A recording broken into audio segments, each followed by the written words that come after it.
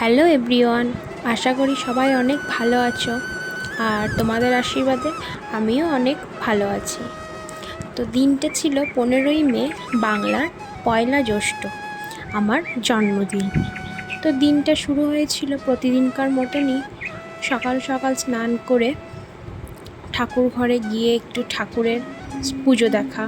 প্রতিদিন সকালে ঠাকুর ঘরে পুজো দেখার সময় হয় না বিভিন্ন কারণে। তো সেদিন যেহেতু জন্মদিন ছিল, তাই প্রতিদিনের মতনই সকালবেলায় ঘুম থেকে উঠে যাবতীয় কাজকর্ম সেরে আমি স্নান করে নিয়েছিলাম। তাই ক্লাস করবার আগে ভাবলাম একটু যাই ঠাকুর ঘরে প্রণাম করে আসি। তো তখন দেখছিলাম যে কাকু আমাদের পুজো করেন, তিনি ঠাকুরকে স্নান করাচ্ছিলেন। তো তাই ভাবলাম তোমাদের জন্য একটু ক্যাপচার করে। তো কথা বলতে বলতে ঠাকুরেরও স্নান করা, ড্রেস পরা সবই কমপ্লিট। আর আমি যাওয়ার ওখানে আগেই নারায়ণের স্নান হয়ে গিয়েছিল, তাই তোমাদের সাথে আজকে সেটা আমি দেখাতে পারলাম না। ঠাকুর তো এখন আছেন আমাদের বাড়িতে, তোমাদের সাথে অন্য আরেকদিন দেখাবো। তারপর সেদিন মা, আমার যেহেতু জন্মদিন ছিল তাই মা পায়েস রান্না করে ভোগ দিয়েছিল ভগবানের কাছে। আর সেদিন তো বুধবার পড়েছিল মায়ের, তাই ডিউটিতে একটু তাড়াতাড়ি যেতে হয়েছিল। তাই মা খুব ভোরবেলায় উঠে ঠাকুরকে আমার নামে ভোগ নিবেদন করে আর কিছুটা রান্না বান্না সেরে দিয়ে গিয়েছিল। আর বাকি কিছুটা আমি করে নিয়েছিলাম, মায়ের আসতে একটু দেরি হবে বলে।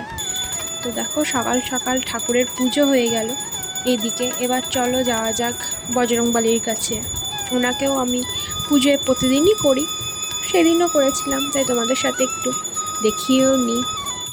আর এই ভিডিওটি অবশ্য জন্মদিনের 2-3 দিন পরেই আপলোড হচ্ছে, কিন্তু তবু আমি সবাইকে বললি যে আমাকে অনেকেই আমার জন্মদিনে শুভেচ্ছা জানিয়েছো। যারা ছোট তারা অনেক ভালোবাসা দিয়েছো এবং বড়রা আশীর্বাদ করেছো। আমি এটাতে খুব খুশি হয়েছি এবং নিজেকে অনেকটাই ধন্য মনে করেছি। তো সবাইকে তো আর আলাদাভাবে আমি সবটা জানাতে পারি না থ্যাংক ইউ বলে, তো আমি এই ভিডিওর মাধ্যমেই জানালাম যে সবাইকে অসংখ্য ধন্যবাদ। বড়রা আমার প্রণাম নিও, আর ছোটদের এতটা ভালোবাসা। অনেকে আমাকে অনেক সুন্দর সুন্দর উপহারও দিয়েছে, তার মধ্যে আমার স্টুডেন্টরাও আমাকে উপহার দিয়েছে, সেটা পেয়েও আমি খুব খুশি। কেউ হাতে এঁকে দিয়েছে, কেউ গিফট দিয়েছে। তো যাই হোক, সব মিলিয়ে আমার জন্মদিন খুব ভালো কেটেছে। আর মা যেহেতু সেদিন বললামই তাড়াতাড়ি যেতে হয়েছিল, ফিরে এসে মা দই মিষ্টি নিয়ে এসেছিলো, তাই ভাবলাম যে নিজে খাওয়ার আগে ঠাকুরকে একটু দিয়েই খাই। তো ঠাকুরকে নিবেদন করেছিলাম আমি গোপালের কাছে আর বজরংবলীর কাছে। তো তারপর ওই যে বললাম কিছুটা রান্না বাকি ছিল, তো সেটাই একটু কমপ্লিট করে নিয়েছিলাম। মাছ ভাজা বলো আর পনির, এই টুকটাক কিছু বাকি ছিল, বেশিরভাগই মা সব করে দিয়েই রেডি করেই গেছিলো আর কি। তো চলো কথা বলতে বলতে মাছটা ভেজে নিই। আর মাছ ভাজতে পারি, কিন্তু মাছ ভাজার সময় যে একটু তেল ছিটকে আসে ওটাতে আমার খুব ভয় লাগে, কারণ কয়েকদিন আগেই আমার তেল ছিটকে একটু অবস্থা খারাপ হয়েছিল। তো সেদিন আমি একটু বেশি সাবধানতা অবলম্বন করে ভেজেছিলাম। তো দেখো আস্তে আস্তে তেলটাও গরম হয়ে গিয়েছে, এবার ভেজে নেব। তো আমার জন্মদিনের বেশিরভাগ বছরগুলোতেই দিদির যখন বিয়ে হয় নাই তখন দিদি এখানে থাকতো, দিদিই বেশিরভাগ রান্নাবান্না মায়ের সাথে হেল্প করে দিত। আর এবছর অবশ্য দিদি থাকবো বলেছিল, কিন্তু একটা অসুবিধার জন্য দিদিকে চলে যেতে হয়েছে, কি আর করা যাবে।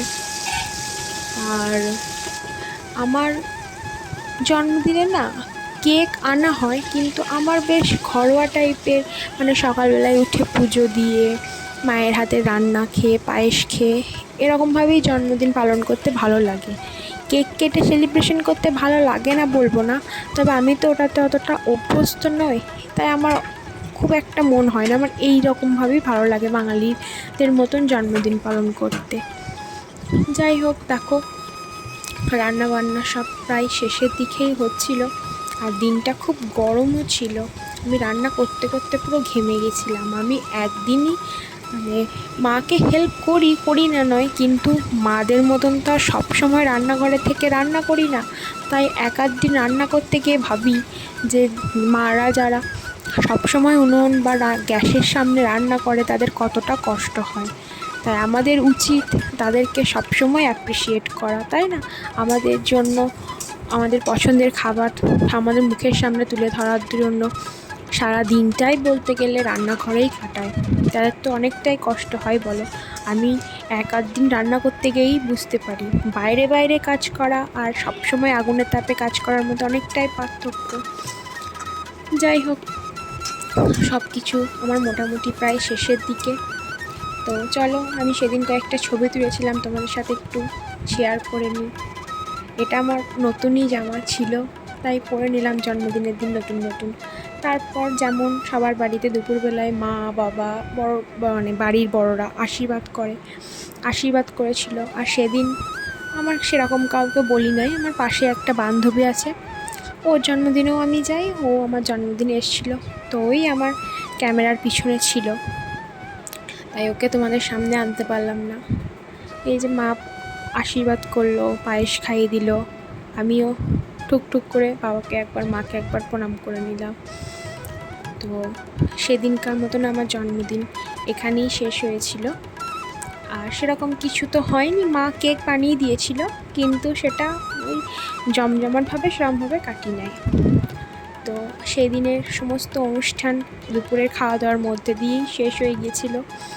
তো আশা করি তোমাদের ছোট্ট ভিডিওটি ভালো লেগেছে। আর আমি তো লং ভিডিও এখন খুব কম বানাচ্ছি নিজের সময়ের অভাবের জন্য, তাও চেষ্টা করব। আর ভিডিওটা ভালো লাগলে লাইক শেয়ার সাবস্ক্রাইব করতে ভুলো না। আর আমার পাশে থেকো পরবর্তী ভিডিও দেখার জন্য।